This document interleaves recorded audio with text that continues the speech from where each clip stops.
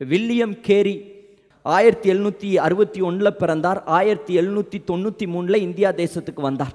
India தேசத்துக்கு அவர் வருவதற்கு முன்பதாக ஆண்டவர் வில்லியம் கேரி கிட்ட ஒரு பாரத்தை கொடுத்தார்.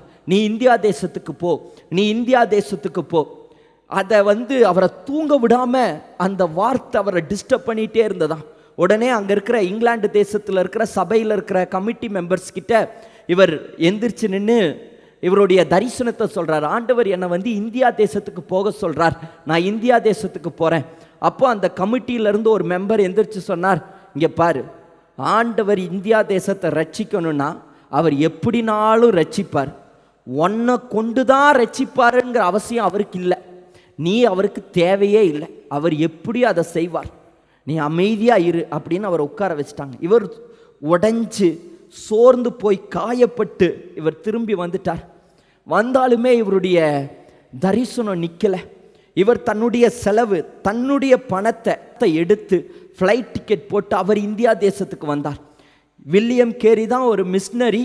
இந்தியா தேசத்துக்கு வந்தவர் மறுபடியும் விசிட்டிங் கூட இங்கிலாந்து தேசத்துக்கு போகவே இல்லை. 40 வருடம் இந்தியா தேசத்திலே இருந்தார். வந்தவர் 40 வருஷத்தில் ஒரு தடவை கூட மறுபடியும் இங்கிலாந்துக்கோ மற்ற தேசத்துக்கோ அவர் போகவே இல்லையா, இங்கேயே இருந்தாராம். பாருங்க எவ்வளவு தியாகம். இங்கேயே இருந்து அவர் செய்த சாதனைகள்லாம் பார்த்தீங்கன்னா, முதல் இந்த பைபிளை பிரிண்டிங் அடித்தது அவர் தான்.